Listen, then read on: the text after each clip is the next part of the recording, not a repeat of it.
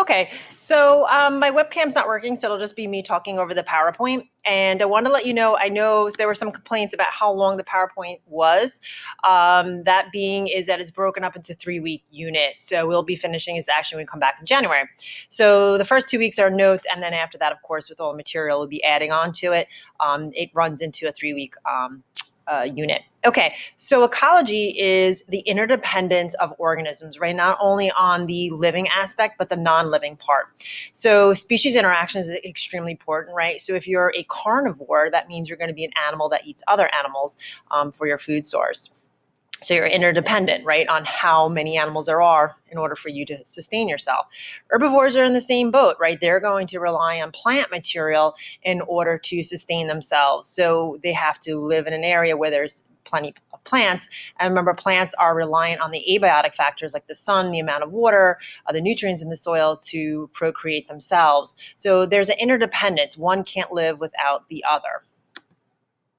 So when there is a predator-prey relationship, right, that interdependence, prey just aren't going to get eaten, just like plants don't want to just get eaten. They have ways of defend themselves. So adaptations in animals, so you have animals that can go ahead and resemble inedible objects like this leaf, or they may camouflage with their environment, or they maybe have defenses that make them smell bad when a predator may come upon them. Another way to go ahead and avoid being eaten is to, have warning coloration. So if you're a poisonous animal, you may have a way to warn predators that not to eat you because you are venomous, so you won't even get attacked. And then we call that mimicry. Where another animal is going to mimic that poisonous organism, right? So Batesian mimicry in this case is you have this non-poisonous snake, which is going to try to, be similar in color pattern to the poisonous snake so that it won't get eaten as well. The other thing is something called Müllerian mimicry. So it was found by scientists with this name, Müllerian. And again, it's going to mimic, but it's like these warning patterns. So like bees and wasps are both venomous, but they tend to pick the same color pattern to kind of warn the predator world. Yellow and black means something poisonous. So a lot of times we'll see animals that have the same patterns, and that's to, keep it simple so predators don't kill them. It's kind of unique and interesting, right? So plants are in the same boat. They don't want to get eaten. So we saw that in the plants, how they talk. And they talk through chemical interaction. So they may communicate to each other that something is getting eaten and therefore make more toxins. So plants are very toxic, right? And we know that. We can only eat certain kinds of plants. And so they may have toxins. They may have spines, sticky hairs, like on the kiwi fruit, right? That actually can irritate your intestines or your stomach or your mouth that you don't want to eat it. So they have all these adaptations, thick leaves as well, which could be very hard to digest. So plants have many ways to avoid predation, right? So these interactions are influencing how these organisms even look, right? Or maybe even act.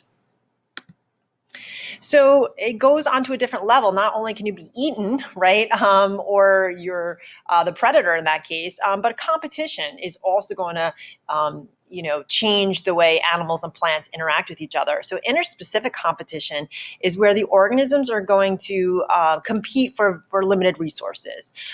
So water, grass in this case, maybe if these animals are all herbivores, so they may want to they may compete for those types of resources. Plant species as well, they may all compete for light, right, like in a forest ecosystem.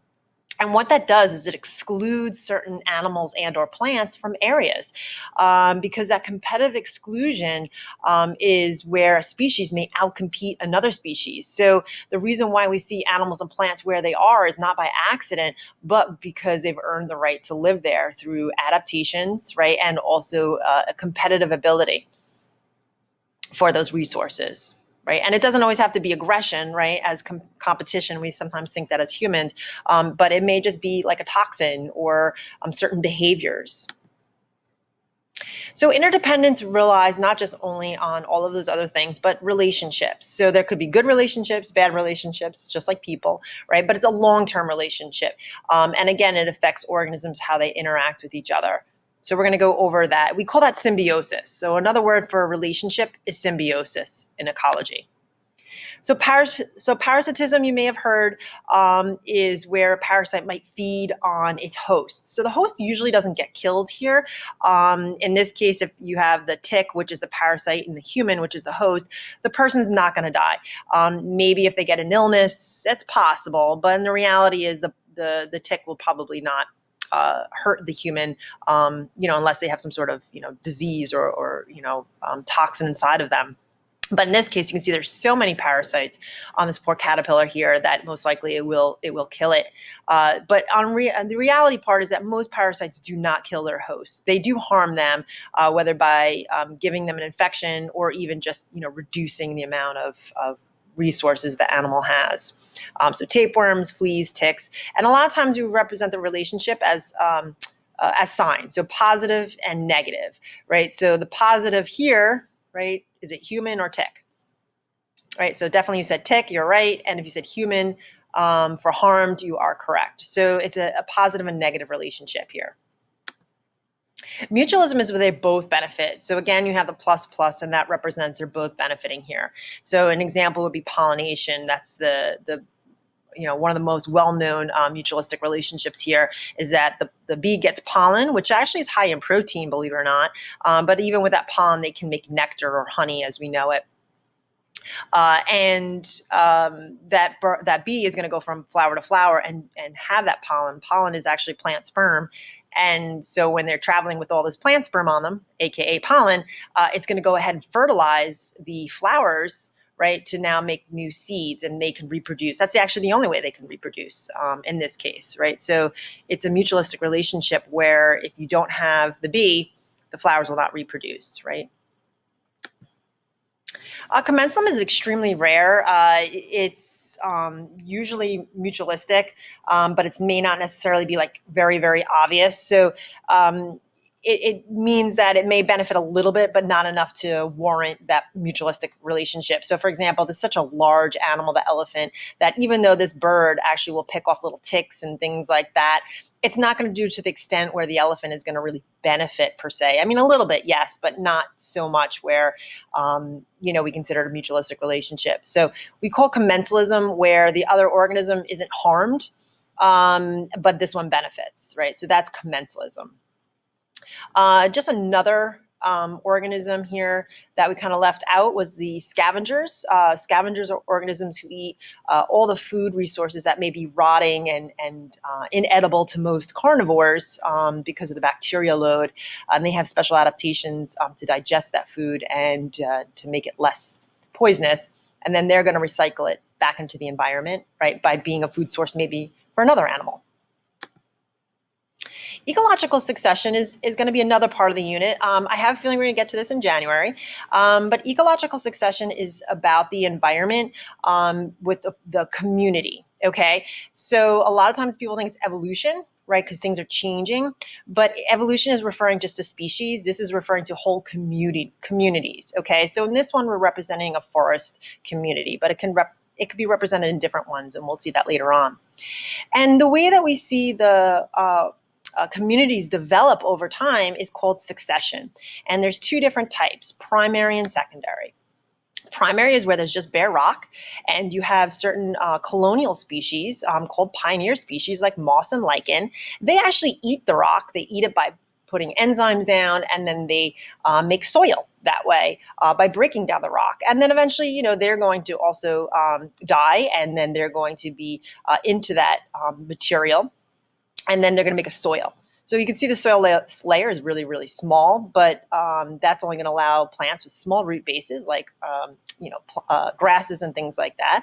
But as things decompose and the plant material dies, you're going to get a thicker and thicker soil level, which will support larger plants, which have, of course, larger root systems. And of course, these are going to attract different types of animals, right? So you might just find herbivores like deer here, or rabbits. Here you're going to find, maybe, birds, maybe raccoons, possums, things that live in trees. Okay, so primary succession is bare rock. Okay. Secondary is more common. This is where we see whether it be a natural, fire or, accidental man-made fire.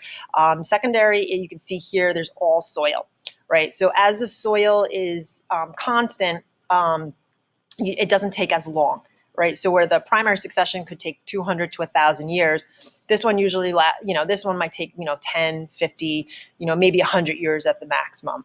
So either way, you have some sort of disaster, whether it be man-made disaster or natural disaster. It wipes out the community here. And here we're just representing plant community, but we know plants and animals coexist here. When you have that wipeout, it takes a long time for trees to develop. So really the plants that are quick growing are going to grow here first.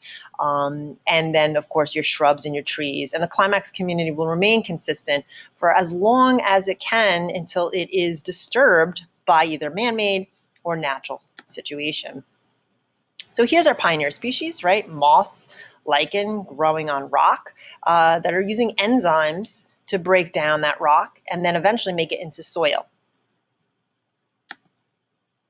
So climax community can last thousands of years, usually, even longer, depending on if it gets disturbed by human or by natural disaster. And we're really more concerned about human disturbances because we want to understand how can we restore an ecosystem and how long will it take and how do we do it. That's why we care so much about ecological succession. So maybe we're like Long Island, we want to know about beach climax communities because we're trying to restore dunes, so to reduce flooding. Or maybe, we want to reforest our, North America, right, with taiga, which is pine trees, right, or grasslands like out west, or even our desert climax communities, right? Believe it or not, cacti actually are very, very slow going. Like this one might be, 1,000 years old. So if you don't know, it's easy for you to rip it down and build a house here, but then you'll never replace that in our lifetime. So that's why we care so much about how climax communities are formed and how long do they need to form. Now, another separate part of ecology is something called cycling. Recycling is where everything is going from the outside environment into the living part. So I'm going to go through these quickly because we're going to focus on an activity that goes over these and also gizmos. But as long as you understand, right, the circle of life, right, everything is connected, and that nothing is created nor destroyed, always recycled, right, through the living and non-living component. So for example, the water cycle, right? So our water is finite on the planet. The water that you're drinking or have drunk has, been in, other animals for the beginning of time, for our planet. So it's we're never going to get more water or we're never going to have less water. But it is going to be cycled or maybe trapped in one of these parts. So that's why I want to keep the cycle consistent, right? So it'll always be there, but we have to make sure that it's consistent. So how does it work in this cycle, right? So evaporation is the air. Transpiration is when plants breathe. The water back into the air, and precipitation is when it comes back onto the land. And it could be, either groundwater, underneath the earth, or it could be, water that's on top, like a lake or a stream or, the ocean. So again, it's that cycle or the movement of water, our finite resource. Here it is. It's a little bit better. Right. So it seems simple and it seems like it would be consistent, but a lot of times what people do is they actually stop that cycle. And then like, let's say if we have global warming and we don't have any more water runoff, right, then we stop that river, right? And now it might not affect the ocean, but obviously it's going to affect, the organisms that live on land. So that's why we care so much about the water cycle, right? It seems continuous, but people are good at kind of disrupting that cycle. Carbon cycle is the same thing. Right? So carbon cycle is, believe it or not, all the carbon in your body is from the beginning of time, from when the earth was, before the earth, actually, the Big Bang. We have all of our carbon made then, and it's in our environment. And then it goes to plants, right? Plants breathe in CO2, make sugar, and then, of course, we either eat the plants or we eat the animals that eat the plants. So, and then we're looking at that as an issue, right? Because we're adding all that extra carbon into the atmosphere, and how is that going to affect the rest of the environment by changing this cycle? Same thing with nitrogen cycle. Nitrogen actually is in the atmosphere, and we have plants that actually take the nitrogen and put it into their bodies, and then animals eat those plants. And then we either eat the plants or the animals. So nitrogen is really, really important because it makes proteins and our DNA. So it actually needs to be taken from the non-living part of the planet and put into the living. Same thing with carbon, though. Carbon's the same cycle. All right, so these are just some examples, not something you have to memorize on the regions, but this is the way that nitrogen transfers through an ecosystem, through ammonification, nitrification, and then denitrification, right? And bacteria are so essential in this. If you actually don't have bacteria, then nothing gets broken down. So as bad as we think as bacteria, right, bacteria are essential to putting nitrogen back into the atmosphere, and plants are essential in putting the nitrogen into living things. So again, this is how things are being cycled through living, right, and non-living components. Right? And then we have our phosphorus cycle. Phosphorus is really important for your bones, your teeth. We know phosphorus is like a type of phosphate, right, which is important for ATP. And again, that's also cycled from the non-living thing, from soil and water, and then, of course, into our plants, right? So rocks actually have phosphorus, right? You see that P? That should be familiar, right? PO is phosphate, but if we need that phosphate for ATP, right, that's where we get it from. So you don't eat rocks, right?